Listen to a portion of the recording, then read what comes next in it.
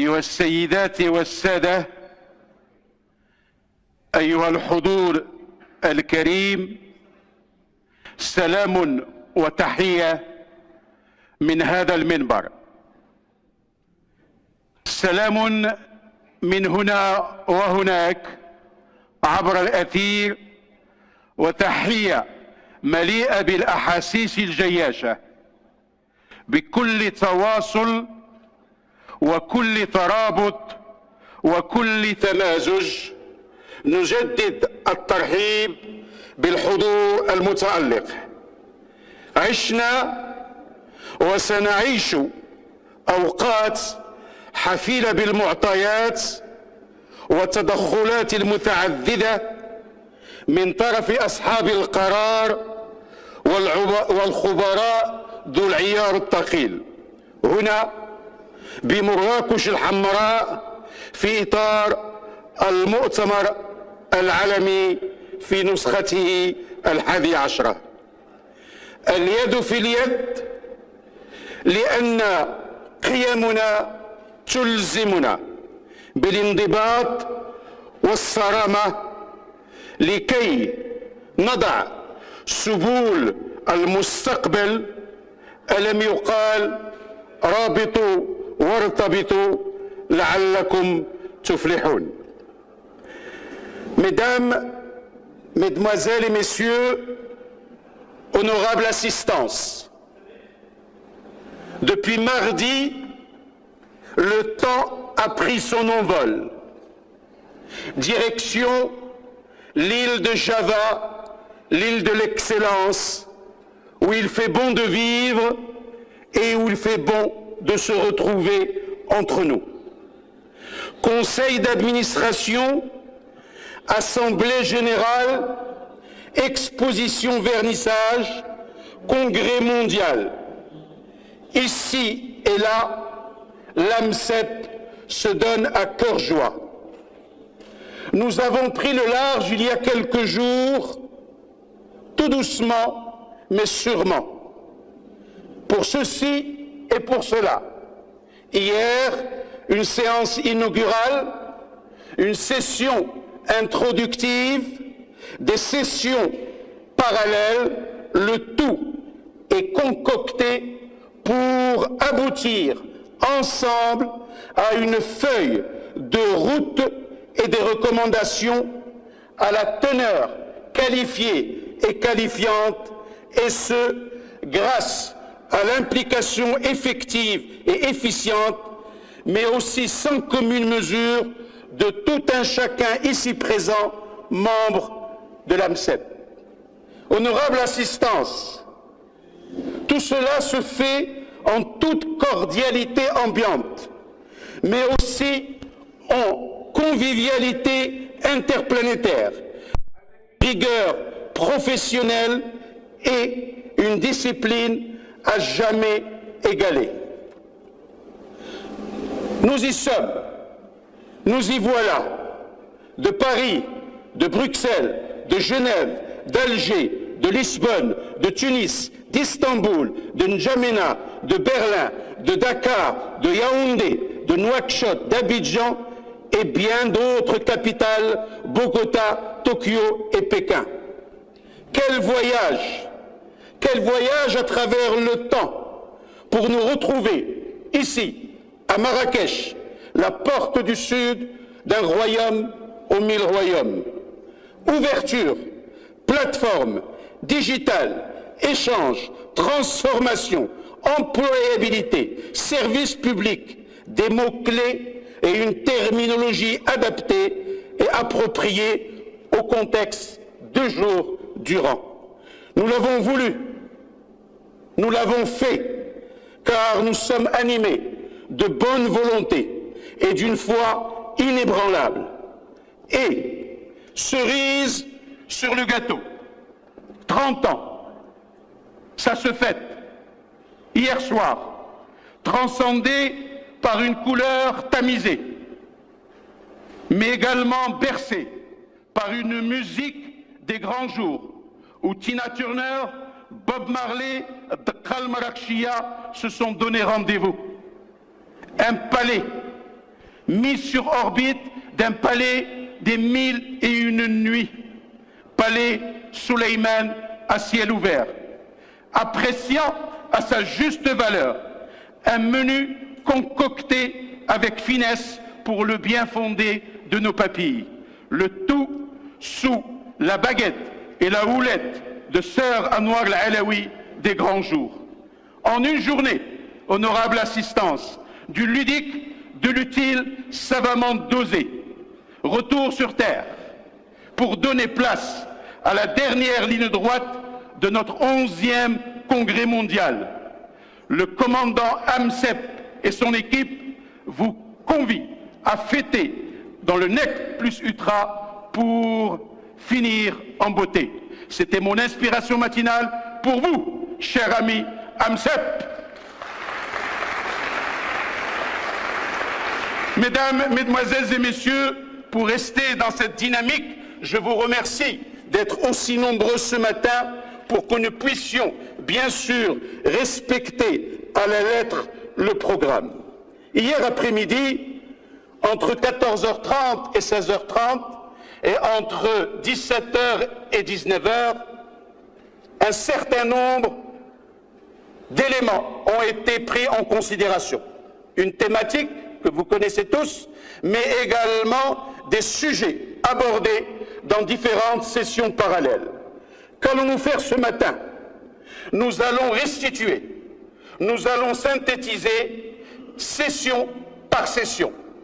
Chaque rapporteur aura au maximum 10 minutes pour nous expliquer le qui, le quoi et le comment de son atelier, de sa session parallèle. Je commence par le sujet porté par SECO, SPE Suisse, qui a entretenu un sujet d'une importance et qui se situe dans la ligne droite de cette thématique, les impacts du numérique sur l'emploi. Je remercie Lydie Elisa Beuré d'avoir fait la modération. Un certain nombre d'intervenants tels que Janine Berck, Céline Gratatour, Dominique Horry, Max Hubé, et j'appelle à mes côtés Bettina Duer, économiste séco-suisse, sous vos applaudissements. Ladies and gentlemen, bienvenue. 10 minutes for the summaries, please. Vous avez 5 minutes pour le récapitulatif, madame. Good morning, everyone. Bonjour tout le monde.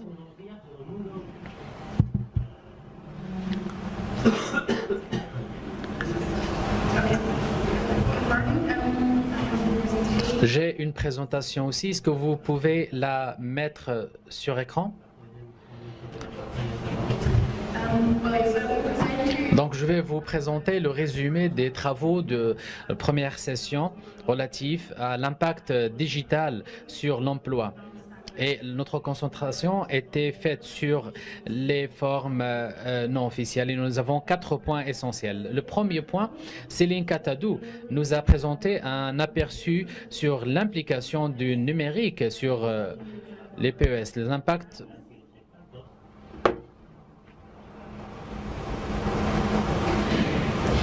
Ami.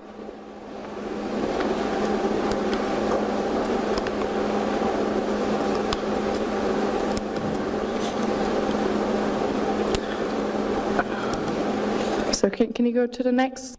Est-ce qu'on peut passer à la prochaine diapositive, s'il vous plaît?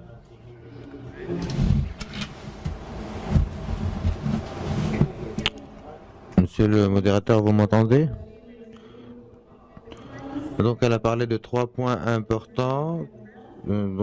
Par rapport à ce qui se passe en France, et en France, on essaie d'observer les changements dans le marché du travail parce que les impacts ne sont pas toujours les mêmes, mais ils peuvent vraiment être très perturbants et peuvent aussi mener à l'optimisation. Et donc, pour cela, nous avons besoin d'une base de données pour faire cette analyse. Et donc, ils encouragent l'échange de données entre les secteurs privés et publics. Le deuxième point, c'est l'apprentissage tout au long de la vie. Ceci est important pour tous les groupes démographiques. parce que la transition n'affecte pas seulement un seul groupe en particulier. Donc, ils doivent savoir quels sont les besoins de chaque groupe pour répondre aux changements dus à la digitalisation. Et donc, c'est là qu'ils ont une stratégie selon le groupe ciblé. Le dernier point, c'est une nouvelle approche pour le soutien à l'emploi. Et donc, ils veulent faciliter l'accès aux services administratifs et les rendre plus faciles et travailler sur les startups pour développer de nouvelles idées. Ensuite, la deuxième présentation, c'était par Jenny Berg de l'OIT. Jenny Berg nous a parlé de son rapport de l'OIT sur les emplois qui ne sont pas standards à travers le monde. Et donc, et cela augmente. C'est un domaine difficile à réguler et bien sûr, cela a un gros potentiel de croissance, particulièrement en termes d'économie, de la plateforme économique. Les désavantages, les inconvénients, c'est les pénalités au niveau des salaires. Et ça dépend du contexte réglementaire. Et donc, comme j'ai dit, les effets négatifs, ça pourrait être les salaires. Et donc, cela peut empêcher des personnes à arriver à des emplois à des normes plus élevées parce que la réglementation n'est pas assez stricte. Ensuite, ils ont fait quelques recommandations, particulièrement dans le domaine de la protection sociale, qui doit être renforcée pour les emplois non standards. Il est aussi important de s'assurer que la qualité des emplois non standards soit élevée.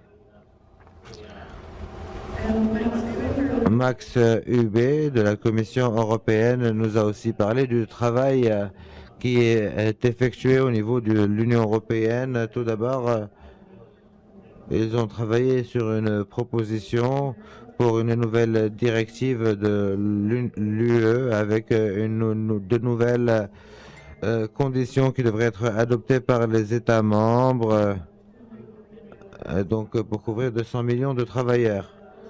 Ils travaillent aussi sur une proposition dans le domaine de la protection sociale, mais ça, ce n'est pas une directive, c'est une recommandation qui a comme objectif d'améliorer la couverture et aussi d'augmenter la transparence du système de la sécurité sociale.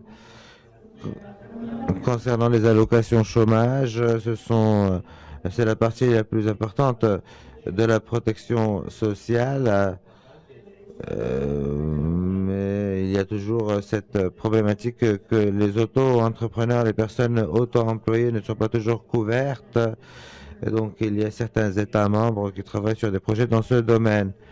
Max Hubé nous a aussi donné une liste de projets sur lesquels travaille l'Union européenne dans le domaine de la digitalisation en général. Ensuite, Dominic Harry nous a présenté un exemple de l'approche suisse, un petit pays qui répond à la digitalisation par rapport à ces changements, ces impacts sur le marché du travail. Et donc, c'est la 4e révolution industrielle, mais les changements dans le marché du travail se produisent depuis les années 60. Donc, l'impact n'est pas quelque chose de tout à fait nouveau. Il y a des changements notables dans le marché suisse. Donc, il y a des activités non routinières qui augmentent et aussi le marché du travail a augmenté de façon générale. Nous avons vu aussi qu'il y avait une augmentation dans les emplois de personnes qui ont un niveau d'éducation élevé. Lorsqu'il s'agit de nouvelles formes de travail, il y a plus de flexibilité en termes de temps et d'opération, ce qui fait qu'il y ait des nouveaux business models qui peuvent être créés. En Suisse, ils n'étaient pas en mesure de trouver une augmentation dans de nouvelles formes de travail. Mais il y a aussi quelques défis en termes de politique. Par exemple, maintenant, il est plus difficile de distinguer entre les différents statuts d'employés, soit en étant employé ou auto-employé. Donc, comment est-ce que le gouvernement suisse traite ces changements avec réussite? Leur stratégie est de se focaliser sur l'éducation en minimisant les risques et en saisissant les opportunités de la digitalisation. Et donc, ils se concentrent principalement, comme j'ai dit, sur l'éducation. Aussi, ils se concentrent sur la sécurité sociale et ils appellent ça la flexicurité. Cela leur permet d'innover. La conclusion est que la Suisse n'a pas besoin d'une grande réforme en ce moment pour gérer les changements dans le marché du travail causés par la digitalisation. Donc voici quelques points qui ont été soulevés pendant la discussion.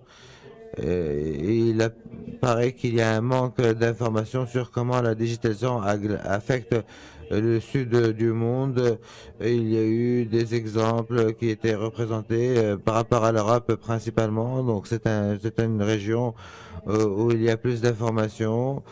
Il y avait une autre question, c'est comment financer ces interventions, ces réponses pour faire face aux changements dans le marché du travail. Qui dépend des pays, et donc c'est spécifique à chaque pays. Et une autre question, c'est comment est-ce que nous pouvons réviser le système de la sécurité sociale ou alors commencer de zéro, remettre en place un nouveau système de sécurité sociale. Et donc on voyait ce qu'il y avait de mieux. Est-ce qu'il fallait le revoir ou le recréer de nouveau, le remettre à partir de zéro, en refaire un autre. Donc les points de conclusion sont que au lieu d'améliorer les conditions des emplois non standards, il faudrait améliorer les conditions des personnes dans ces emplois non standards. Aussi, chaque pays a un différent contexte et différents besoins. Et l'impact de la digitalisation est donc différent. Et donc les réponses à ces changements doivent être spécifiques à chaque pays. Et l'analyse du marché du travail est la clé pour réussir et pour évaluer quel type d'éducation et de formation professionnelle doit être mise en place pour répondre à ces changements. Ok, merci beaucoup. Ok, merci beaucoup. De ces enseignements. Thank you very much. Donc, Madame Bettina Duher, économie chez SECO, nous a donné les grands axes et les lignes de ce premier panel, de ce qu'on appelle communément chez l'AMCEP, les sessions parallèles, les impacts du numérique sur l'emploi. Nous allons aborder, mesdemoiselles et messieurs, donc le deuxième panel, la deuxième session parallèle, qui a traité d'un sujet ayant trait au l'apprentissage et le développement de l'employabilité, porté par EDSC SPE Canada, et qui a vu 4 intervenants, Jean-François Larue, Imad Rizkallah, Henri Metzger et Yon Soo Chong. Sous la modération de Jean-François Larue, j'appelle, sous vos applaudissements, M. Brahima Sidibé, chef du département coopération-migration ANPE Mali. S'il vous plaît, M. Sidibé. Merci beaucoup. Juste le temps que M. Sidibé se mette en place, quelques points d'information pour que vous soyez tenus en live et en ligne. Tous les PowerPoint seront sur le site de l'AMCEP la semaine prochaine. N'oubliez pas que nous avons un compte Facebook et Twitter. Likez, voyez, c'est du live, c'est des photos en ligne également. Et n'oubliez pas, la liste de tous les participants sera envoyée sur vos boîtes email et mise sur le site. Merci beaucoup. Monsieur Sidibé, à vous la parole, à vous de nous dire de quoi il s'agit, qu'est-ce qui a été fait et le contenu rapport de ce deuxième panel, de cette deuxième session parallèle qui a traité, comme je l'ai dit précédemment, du e-apprentissage et le développement de l'employabilité est porté par EDSCE. En direct et en live, ici à Marrakech, Brahima Sidibé, s'il vous plaît. Merci, je vais ouvrir ma machine. Je vous en prie. Est-ce que tout le monde est en forme? Oh, je sens que la soirée d'hier a fait des dégâts. Alors je veux entendre, est-ce que vous êtes en forme? Ah, c'est un peu mieux. Madame Boisdelot, elle est déjà fatiguée. Non! Sidibé, vous êtes prêts? Vous me faites dire des choses incroyables et impensables. Il fallait venir armé et prêt à l'action.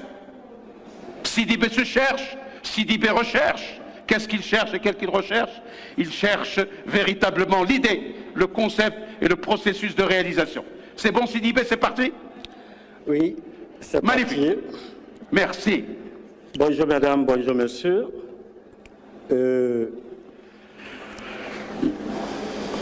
suis le rapporteur de l'atelier numéro 2 qui a porté sur le thème de l'e-apprentissage et le développement de l'employabilité, comme vient de le rappeler notre brillant maître de cérémonie, dont la modération était assurée par M. Jean-Louis François, directeur exécutif du ministère de l'Emploi et du Développement social du Canada. Et il y avait comme panéliste à cet atelier M. Emad Rizkala, CEO Blue Drop Learning du Canada, M.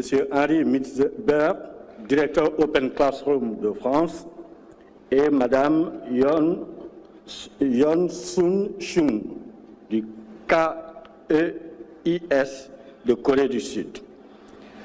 En définitive, on peut retenir à l'issue des travaux de cet atelier, notamment concernant le Canada, à partir de l'expérience du Blue Drop présentée par M. Emad,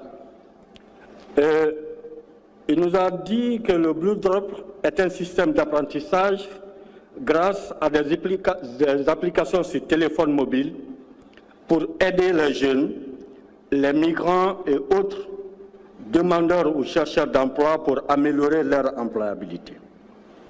La technologie comme méthode et solution efficace pour le développement de la formation professionnelle, en effet, selon certaines études qu'il nous a présentées, dont il nous a présenté les résultats, 25% des emplois aujourd'hui risquent d'être affectés par les technologies durant la prochaine décennie.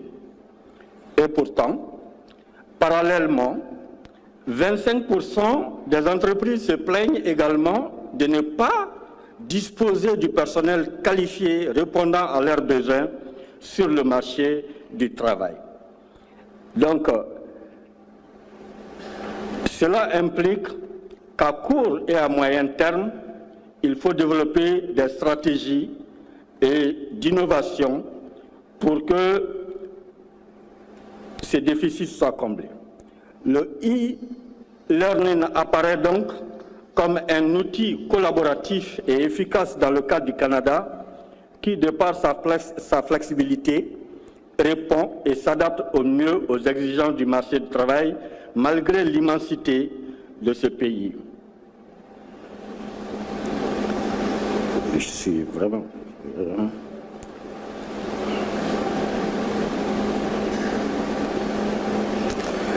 Il se veut ouvert et accessible à tous. Le système... J'ai un problème, hein?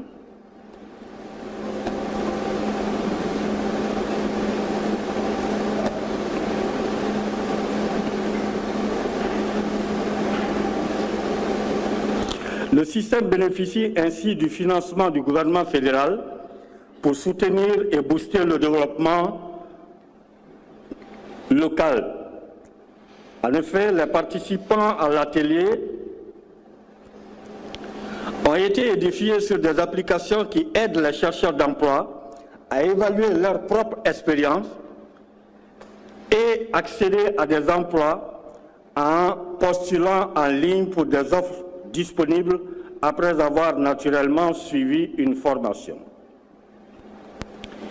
appropriée ou adaptée à leurs besoins personnels ou de reconversion vers d'autres emplois.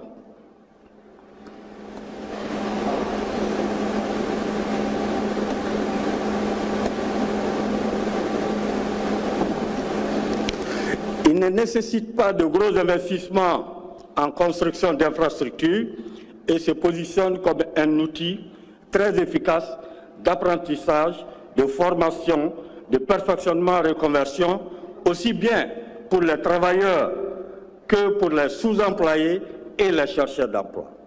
Grâce également à ce système de e-learning,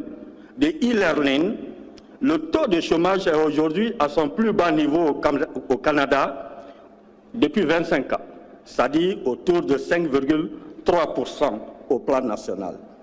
La productivité se trouve être améliorée puisque le e-learning n'affecte nullement le temps de travail. Depuis son poste de travail, l'employé peut prendre ses cours, se former et acquérir ainsi de nouvelles compétences dont il a besoin ou qui manquent à son entreprise. C'est pour toutes ces raisons que le Canada dispose aujourd'hui de 200 centres et instituts spécialisés dans le e-apprentissage. Également, le pays dispose de groupes de travail dans certaines régions du monde dans ce domaine afin de permettre à d'autres pays d'avoir leur propre système de e-apprentissage.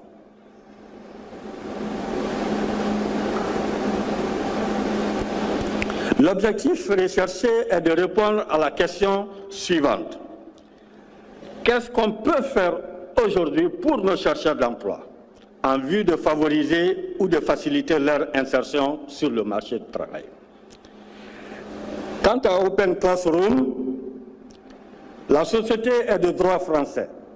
C'est une plateforme de e-learning gratuit pour les chercheurs d'emploi. Il dispose aujourd'hui de plus de 4 millions d'apprenants, principalement en Europe et en Afrique, dans près de 2000 modules sur les métiers numériques. Open Classroom forme ainsi des personnes ayant déjà leur propre projet professionnel. La durée initiale de formation est de 6 mois, à l'issue de laquelle un certificat ou un diplôme reconnu et certifié est délivré. Grâce à un mécanisme de garantie et de parrainage que la société met à la disposition de ses apprenants étudiants, la plupart de ceux-ci trouvent déjà un boulot avant la fin de leur formation ou l'obtention de leur diplôme. Aussi apparaît-il aujourd'hui clairement que les entreprises ont plus besoin de travailleurs qualifiés et compétents plutôt que de diplômés. Open Classroom assure également des formations à la carte, c'est-à-dire à la demande d'une entreprise en fonction de ses besoins en ressources humaines. C'est ainsi que la société a mis en place une fondation et vient d'être sollicitée par Google.org pour une prestation de services portant sur la formation de 100 000 personnes dans divers modules et profils. Open Classroom est également en partenariat avec une douzaine de pays, de SPE et plusieurs ONG d'Europe et d'Afrique notamment.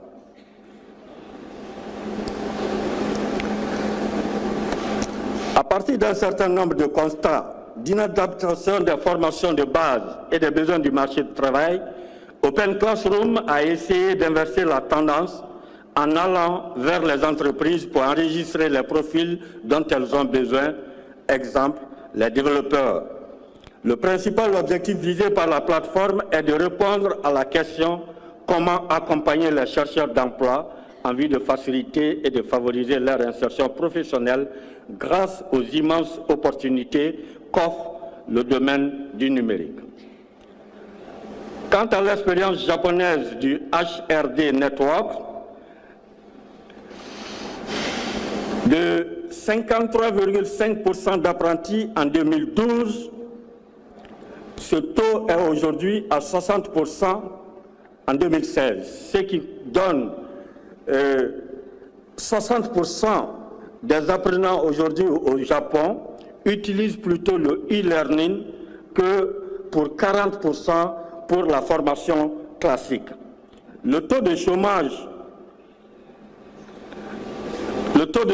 est également de 5% au Japon.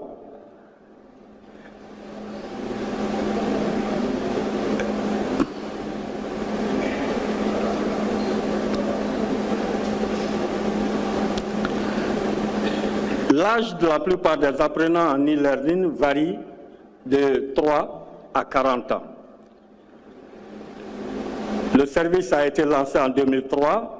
C'est un portail en ligne qui constitue un réseau de formation, d'offres de bourses de formation et d'apprentissage en ligne.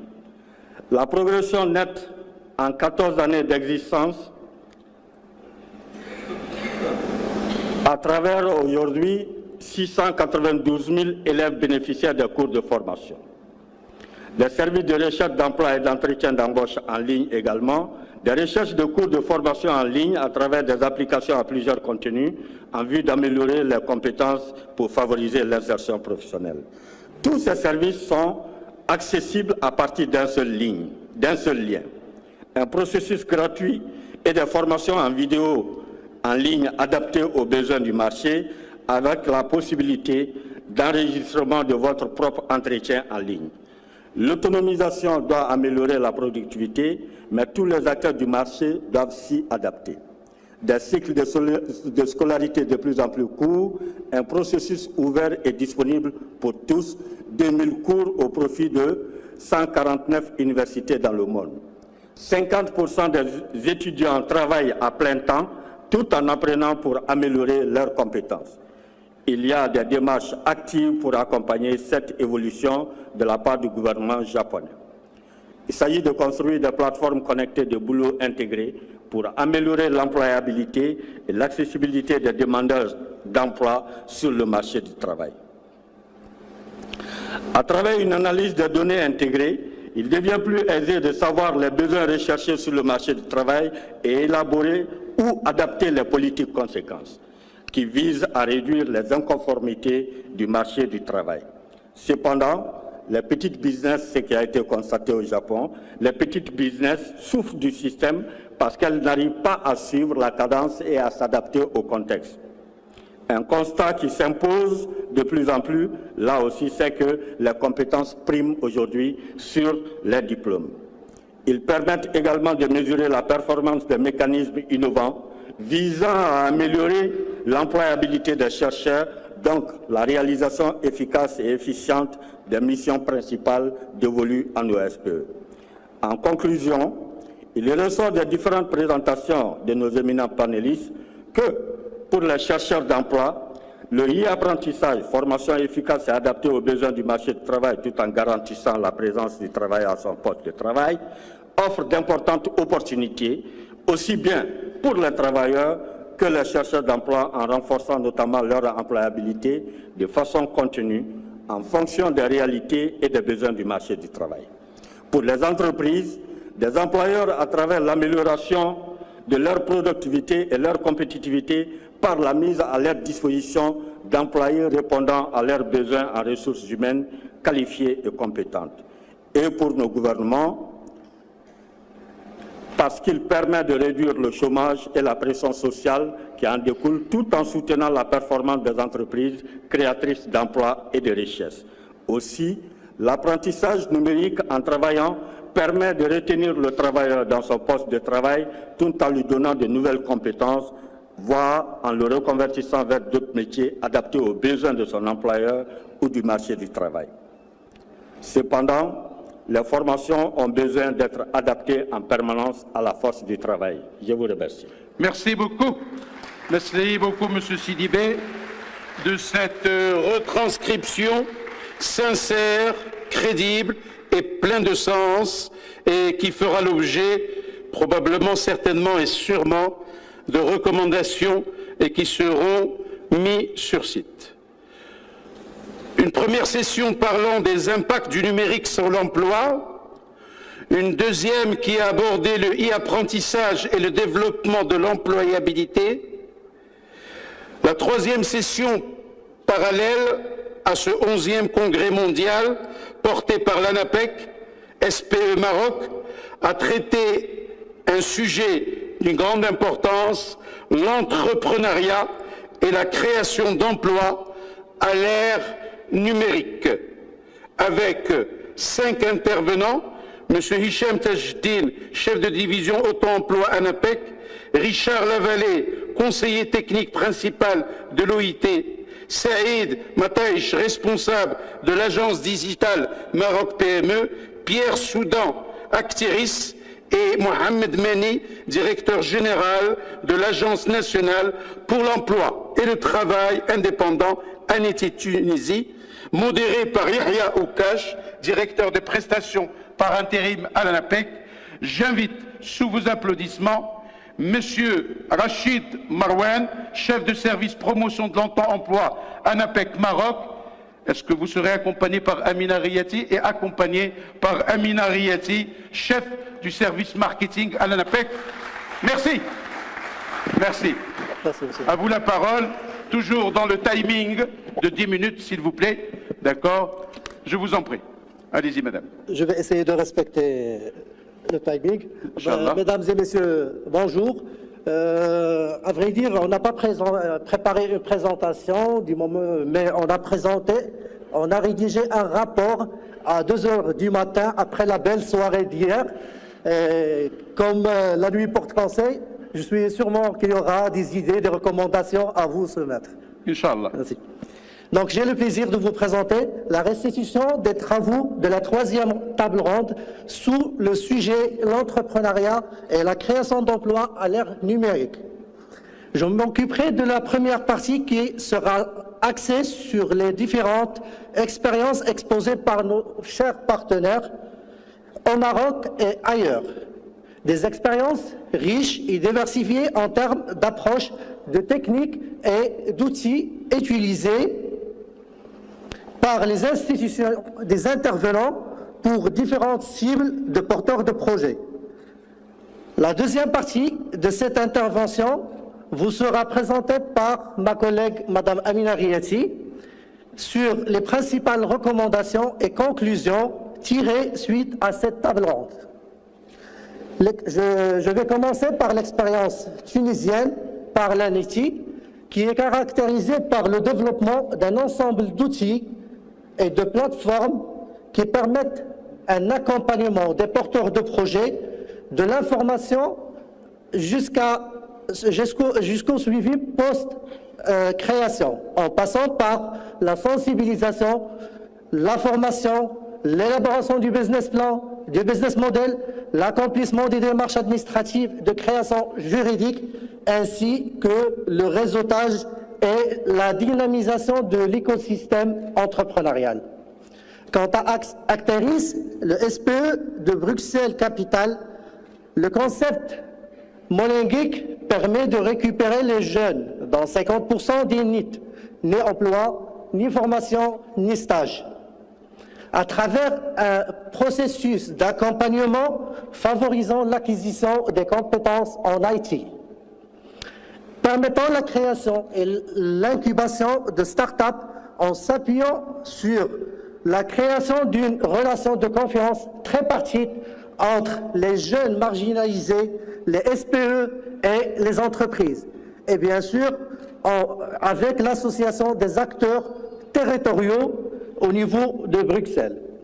Cette approche favorise aussi des échanges à travers des voyages, de partage de bonnes pratiques entre les bénéficiaires et les autres programmes de coopération internationale, tels que le programme Min Ajliki au Maroc, porté par l'APF. Au Maroc, les participants à la 3e table ronde ont eu l'occasion d'assister à 2 expériences. D'abord, la première expérience de Maroc PME, qui est un organisme chargé de la promotion de la petite et la moyenne entreprise. C'est une expérience intéressante. Il s'agit d'une plateforme digitale 3D, rassemblant tout l'écosystème entrepreneurial et dont les visiteurs peuvent y accéder 7 jours sur 7 et 24 heures sur 24. C'est un forum digital où il y a des stands nationaux et régionaux, des acteurs de l'entrepreneuriat, des vidéoconférences, des brochures numériques, des vidéos institutionnelles, une panoplie de services mis à la disposition de ces visiteurs, qui sont généralement des porteurs de projets ou des porteurs d'idées de projets. Aussi, et afin d'accompagner la mise en place du statut d'auto-entrepreneur, Maroc PME a développé une plateforme de suivi des inscriptions des auto-entrepreneurs et d'échange entre un réseau de conseillers spécialisés en création d'entreprises. La deuxième expérience marocaine est celle de l'ANAPEC, le service public de l'emploi marocain. L'ANAPEC s'est inscrit ces dernières années dans une stratégie digitale et cross-canal. Pour l'auto-emploi, en plus de l'utilisation des réseaux et médias sociaux, de SMS-ing, d'applications mobiles, de emailing, cette année, c'est le portail auto-emploi qui verra le jour afin de promouvoir l'entrepreneuriat et d'assurer un accès facile à l'information et un meilleur accompagnement. Un meilleur accompagnement des porteurs de projets autonomes. L'ANAPEC a présenté également un annuaire des services d'appui à l'entrepreneuriat qui est en cours de finalisation. Actuellement, elle est en période de test. C'est une plateforme permettant à travers la géolocalisation de fournir des services d'accompagnement financier et non financier, mais aussi de fournir l'ensemble des informations par rapport aux dispositifs existants. C'est un outil qui a été développé dans le cadre du projet Jeunes au travail avec le BIT. Le coordinateur national de ce programme a été parmi nous hier et il a présenté une expérience intéressante par rapport à la plateforme de e-learning sur le module de clé, comprendre l'entreprise qui est un outil BIT. Et ce module est composé de 9 séquences et 45 thèmes, qui peut être en présentiel ou exclusivement à distance.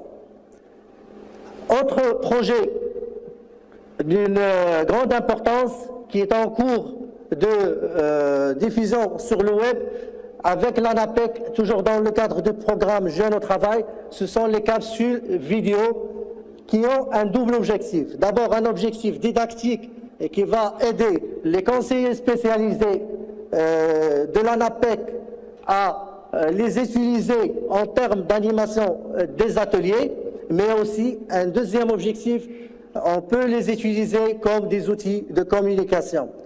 Voilà, c'est l'ensemble des expériences partagées avec nos partenaires et je cède la parole à ma collègue Madame Amina Rieti pour vous présenter les recommandations et les principaux points discutés. Merci. Merci beaucoup. Merci beaucoup, Monsieur Rachid Marouane. Merci. La parole est à Madame Amina Rieti, chef de service marketing à l'ANAPEC. Madame. Merci. Mesdames et messieurs, bonjour. En effet, suite à cette table ronde, on a formulé 5 recommandations principales. La première concerne la mise en place d'un écosystème entrepreneurial intégré, basé sur la complémentarité entre l'ensemble des acteurs concernés par l'accompagnement des porteurs de projets et la création d'entreprises. La deuxième porte sur la catégorisation des porteurs de projets selon leur niveau de compétence en matière d'utilisation du digital. À cet effet, il est important d'adapter les outils d'accompagnement digitaux aux différents niveaux. On distingue entre le niveau d'acquisition, le niveau d'utilisation et le niveau de transformation. La troisième recommandation concerne l'appel à l'échange de bonnes pratiques entre les différents SPE en matière d'utilisation du numérique pour l'accompagnement des porteurs de projets, notamment ceux ayant des besoins spécifiques. On cite l'exemple des porteurs de projets en situation de handicap et plus particulièrement les personnes qui ont l'handicap sensoriel. Quatrièmement, le renforcement de développement des formations à distance tout au long du processus de l'accompagnement pré- et post-création. Et enfin, la création d'un mix entre l'accompagnement numérique et humain pour ne pas défavoriser les porteurs de projets non autonomes en matière de technologie d'information. Je vous remercie. Merci. Merci beaucoup, Madame Rieti. Bravo à l'ANAPEC d'investir dans des collaborateurs jeunes, efficaces et efficients. Nous arrivons à la 4e session parallèle qui a été modérée brillamment par Madame Annie Gauvin, directrice des affaires et des relations internationales Pôle Emploi France, qui a vu l'intervention d'un certain nombre d'experts, Charlie Terrell, directeur NASWA, Shannon Offord, vice-président partenaire stratégique, États-Unis-Amérique, Anders Gawel, chef de l'Union des réunions digitales, Caroline Korelewski, conseillère en coopération internationale, Laurent Michel et Raphaël Gaillard, intra-entrepreneuses, et également, déjà là, déjà prête à faire sa synthèse, Madame Suzanne Kratz, experte nationale détachée d'Allemagne. Bienvenue et bravo pour votre intervention d'hier. Madame, à vous la synthèse et le rapport. Welcome on board. Merci beaucoup. Après avoir reçu des feedbacks très stimulants, tout d'abord, je voudrais vous remercier pour l'invitation pour faire ce rapport ici parce que je travaille maintenant pour le Parlement européen et donc c'est toujours très bien de garder le contact avec l'AMCEP et ceci me mène à un point d'introduction avant de commencer qui concerne notre sujet d'aujourd'hui. Donc merci à tous pour l'invitation au dîner d'hier parce que je voudrais maintenant vous dire ce que Camille, le président d'honneur, a dit. Nous étions en train de travailler pendant toute la journée sur la digitalisation et ce soir c'était parfait de pouvoir s'amuser physiquement dans le monde physique avec des discussions, de la danse et de la musique. Et je reviendrai à cela à la fin de mon rapport. Donc maintenant, par rapport à notre atelier, nous avons eu 5 contributions, donc c'était un programme assez dense. Et le programme a couvert la diversité des membres de la famille AMCEP et aussi les différents besoins et les différentes priorités des services d'emploi public. Je voudrais commencer avec la Chine. Et avec la Chine, nous avons vu que c'est un très grand pays avec 800 millions de population active et en même temps, elle a un grand potentiel pour développer des offres de services en ligne, sachant que 75 millions de personnes utilisent Internet et la plupart d'entre eux utilisent le mobile. Et ce qu'ils disent, c'est que ce n'est pas très facile d'ouvrir tout le pays, de mettre en place des plateformes en ligne à partir de zéro et comme dans beaucoup de projets de développement, de fournir de meilleures informations par rapport à ce qui se passe au niveau du marché du travail. Et bien sûr, rendre l'information plus accessible en utilisant des codes QR pour que les clients puissent avoir accès aux informations du marché du travail, par exemple au développement dans certains secteurs et aussi ce que j'ai trouvé très intéressant, le développement des salaires, etc. À long terme, et donc bien sûr ça va prendre beaucoup de temps, la Chine veut mettre en place une base de données nationale d'offres en ligne. Maintenant, nous passons de l'Est à l'Ouest, nous allons aux États-Unis. Et là-bas, nous avons eu un sujet différent. Ça concernait aussi les plateformes en ligne et les services. Ça concerne les offres d'emploi et ce qui peut être fait. Et donc, ceci est un grand défi pour beaucoup de services d'emploi public. Comment mieux couvrir toutes les offres d'emploi, comment pouvoir soumettre toutes les offres d'emploi au service d'emploi public. Et les États-Unis ont trouvé une façon en 2007 pour faire cela parce que au niveau fédéral, ils pensaient que la couverture n'était pas assez développée pour développer des partenariats publics-privés et ils ont pu quand même le faire avec une entreprise qui s'appelait Direct Employers et pour mettre en place des accords et de mettre en place un NLX, National Labor Exchange.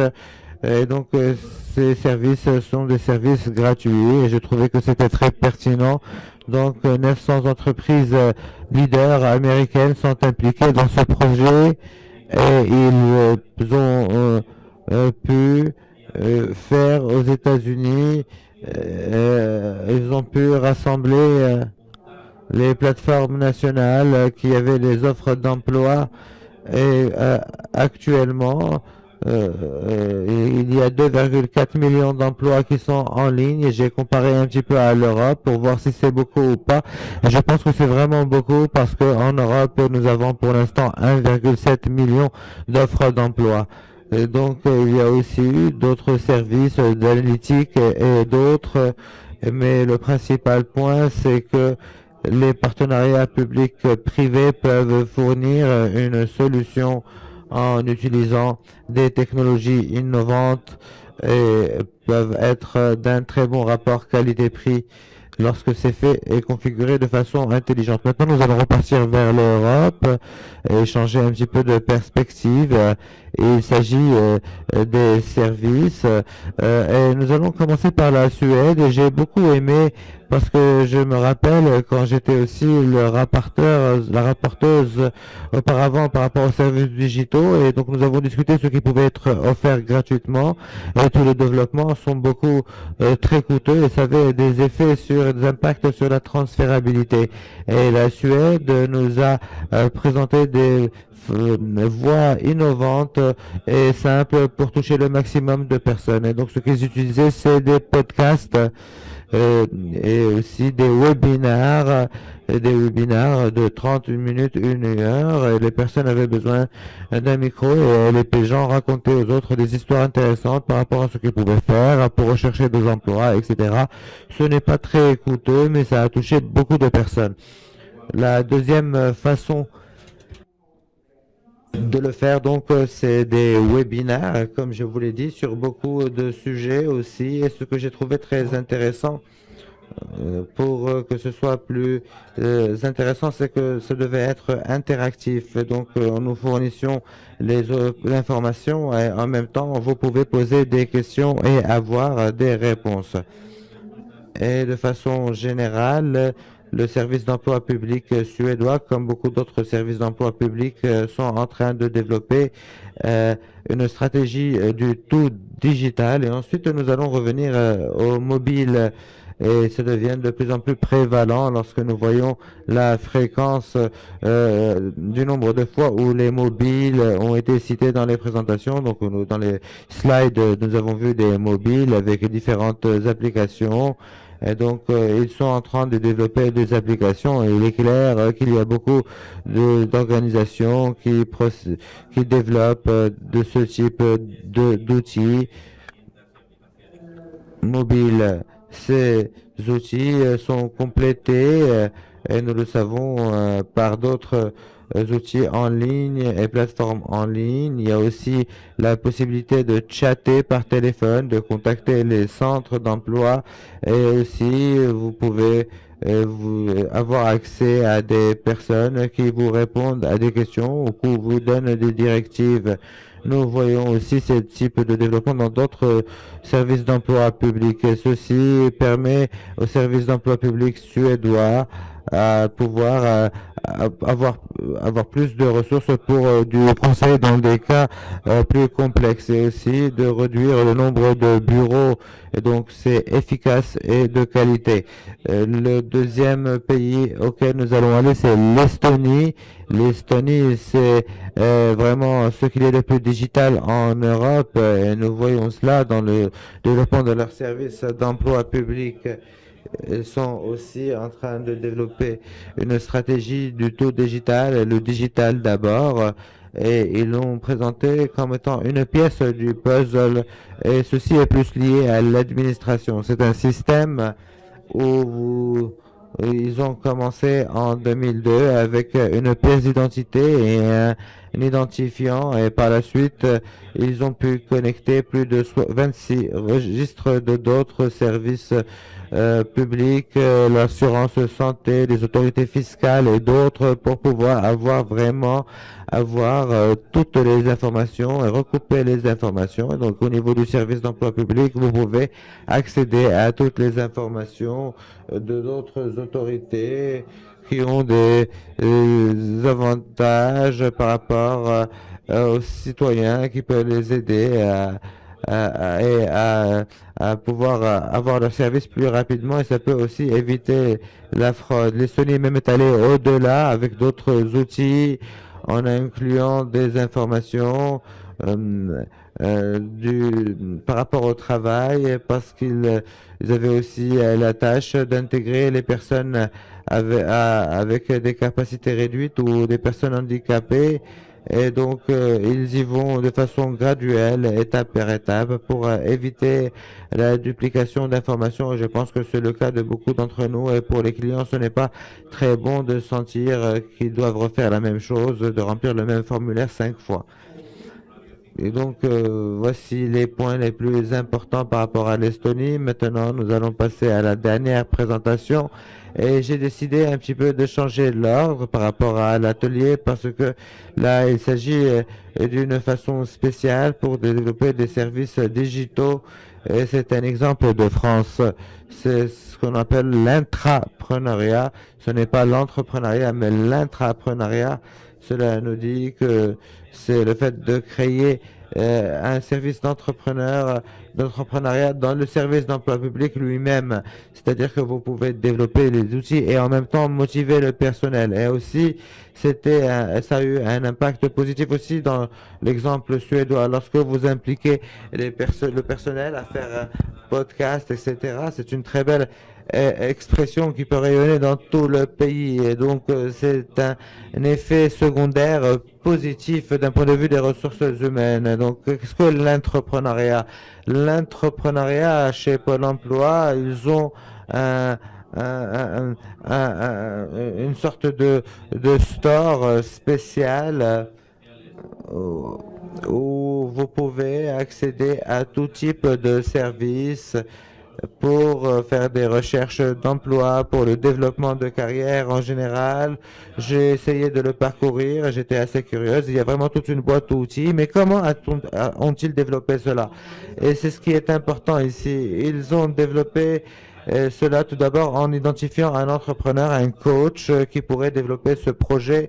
Et ensuite, ils vont sur le terrain et ils identifient des besoins. Et ensuite, ils impliquent des utilisateurs et des conseillers pour développer de nouveaux services.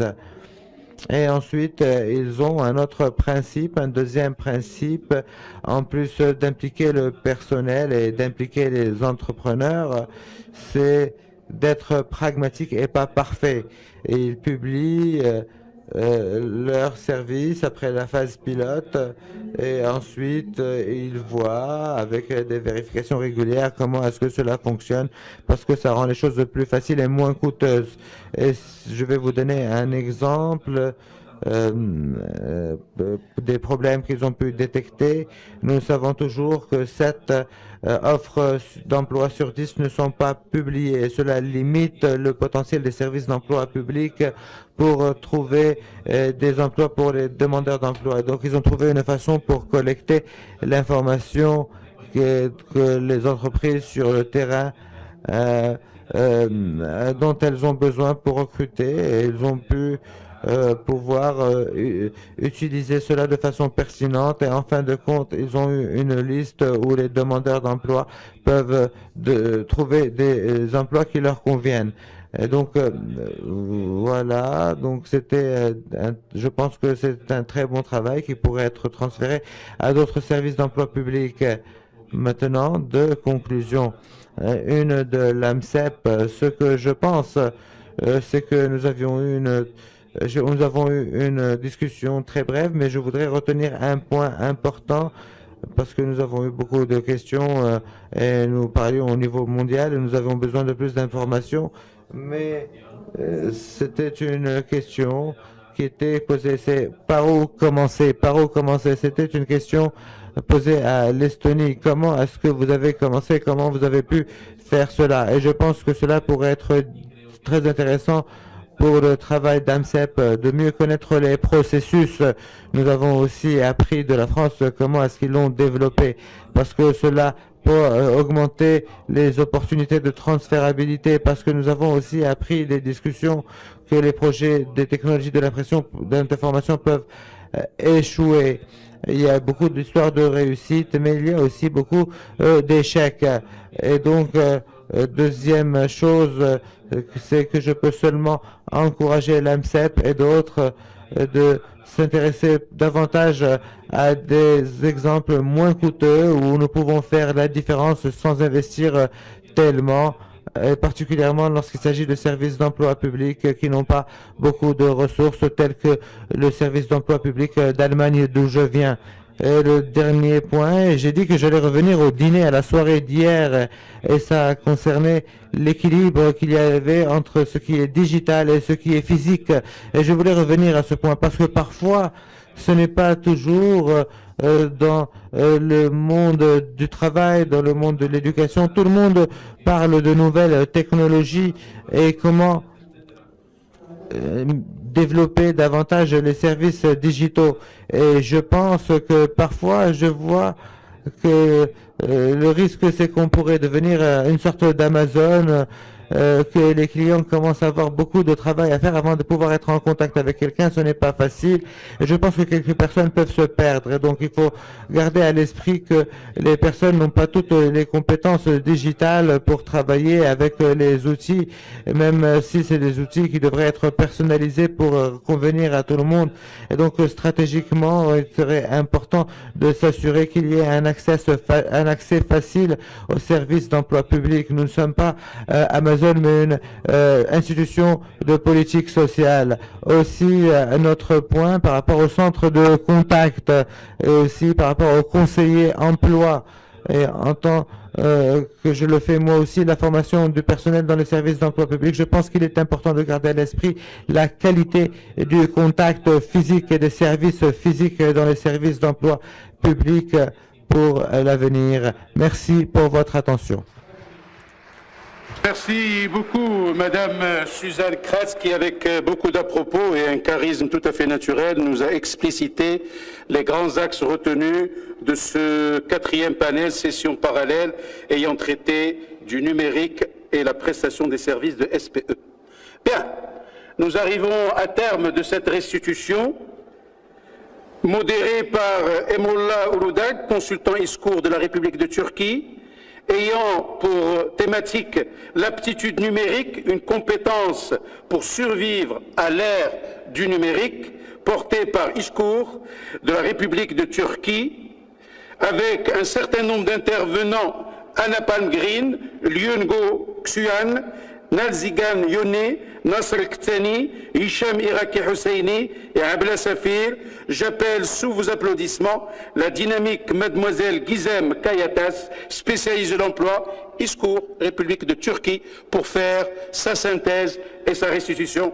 Merci, merci, Mademoiselle Gizem. Merci beaucoup.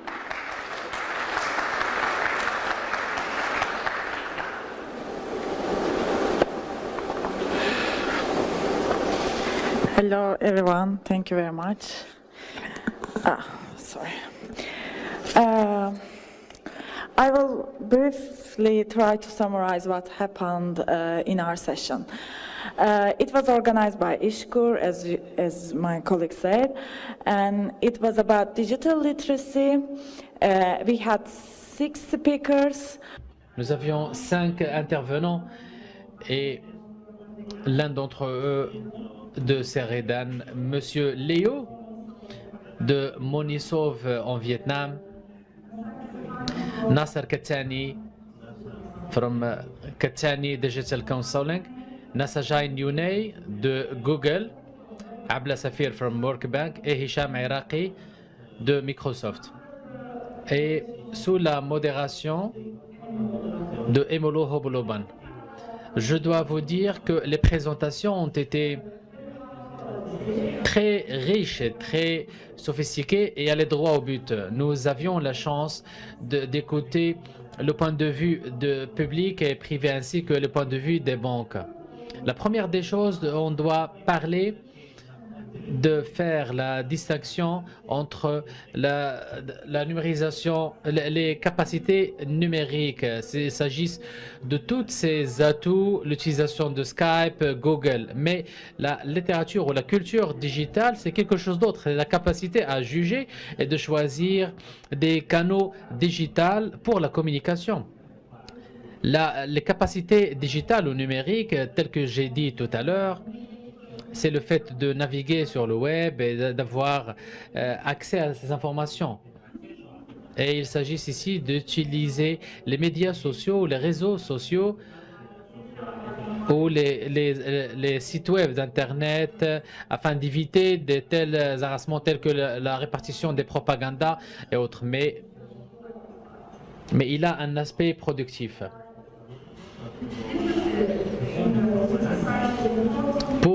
C'est très important vu la croissance rapide et il commence à s'insérer à l'intérieur des marchés. Et ça affecte aussi le marché du travail et les occasions de travail. On peut dire grosso modo que il y a beaucoup d'opportunités dans le secteur digital, mais dans un autre point, ça peut générer d'autres occasions de travail, c'est-à-dire le taux de partage dans des secteurs bien précis peut s'améliorer par conséquent aussi. Notre collègue de la Banque mondiale est revenu sur le fait que le travail est devenu de plus en plus fréquent et ça suscite des capacités bien spécifiques et bien taillées pour répondre aux besoins et exigences du monde de travail. Ce qui comprend les expériences depuis les bas âges à la gestion des sens, la gestion des émotions et à rester toujours positif et à établir des relations professionnelles avec les autres. Et ça aussi engendre de canaliser et d'introduire les jeunes gens à un âge très précoce. Et c'est ce que nous faisons au niveau ESCUR grâce au soutien de la Banque mondiale. Revenons maintenant au point de l'éducation formelle sous l'ère numérique. M. Ktani ainsi que d'autres intervenants ont mis l'accent sur le fait d'introduire rapidement les jeunes et les moins jeunes à ces techniques digitales parce que ce sont eux qui seront les employés de demain, les employeurs et les porteurs de projets de demain. En parallèle avec d'autres acteurs qui doivent prendre des initiatives et se préparer dès maintenant à les assumer. Nous avons aussi vu l'exemple de OPSS qui est un entraînement visant à accroître la capacité numérique et inviter les porteurs de projets à développer leurs propres applications et les autres développements que porte l'ère. Mais aussi où nous avons essayé d'identifier les exigences et les points en commun qui existent entre les porteurs de projets et les autres parties sur le marché. Le secteur public a introduit un lien qui existe entre les organisations et les employeurs après avoir obtenu un certain niveau de satisfaction. Le secteur privé, d'un autre côté, stipule ou forme plutôt une grande gap sur le domaine du travail et ça pose un vrai problème. Et ils sont conscients aussi que la culture, avoir cette culture numérique nécessite un certain degré de satisfaction de leurs produits bien sûr. Cependant, ils ont dirigé l'accent sur les clients, leurs clients finaux par des objets ou des produits à bas prix ou à des prix très compétitifs. C'est ce qu'ils ont essayé d'instaurer dans sur plusieurs continents, tels qu'a fait Google ou Enesko. Et ces modèles ont été mis en œuvre et ont couvert une grande partie des gens. En ce qui concerne maintenant les certificats numériques dans ce module, ici on va citer les exemples qui ont réussi, les success stories de cette démarche. À la fin, on a vu que ce soit le secteur public ou le secteur privé, ils sont tous les deux intéressés et entament des activités pour colmater cette nécessité pour répondre à cette demande de qualification de personnel qualifié dans le domaine. Merci infiniment. Mademoiselle Guizem, un plaisir. Sure. Merci beaucoup. Bien. Mesdames, Mesdemoiselles et Messieurs, comme vous le constatez en live, nous sommes arrivés à la dernière restitution concernant les sessions parallèles qui ont eu lieu hier entre 14h30 et 16h30 et 17h et 19h. Nous allons aborder un point, certes non programmé officiellement, mais ce, je pense, le charme de l'AMCEP.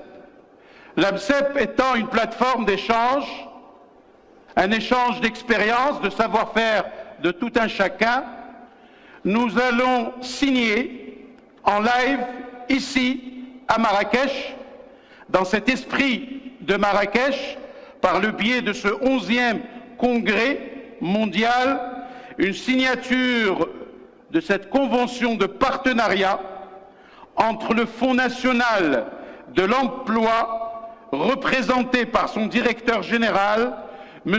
Camille Moutet-Abidias, et Open Classroom, représenté par son président, M. Pierre Dubuc, pour la formation en ligne gratuite des demandeurs d'emploi du Cameroun. Monsieur le directeur général, président d'honneur de l'AMCEP, et Monsieur le Président, s'il vous plaît, sous vos applaudissements, pour vivre de façon solennelle ce moment encore fort de ce 11e congrès mondial tenu à Marrakech le 19 et 20. S'il vous plaît. Messieurs, dames, installez-vous. Vous allez aussi, tout à l'heure, nous donner succinctement un petit peu le contenu de cette convention de partenariat qui concerne la formation en ligne gratuite. Mesdames, Mesdemoiselles et Messieurs, Ladies and Gentlemen, Anisati, Saïdati, Sadati, sous vos applaudissements. Un peu plus fort. Allez, c'est parti pour un tour. Merci. C'est parti. Voilà. Vivons encore une avant-dernière fois à l'amitié, l'amour et la joie. Aujourd'hui, Marrakech est fier d'accueillir automatiquement cette convention de partenariat. Bravo au Fonds, bravo à M. Pierre Dubuc pour la formation en ligne, Open Classroom, et au Fonds national de l'emploi du Cameroun pour cette convention.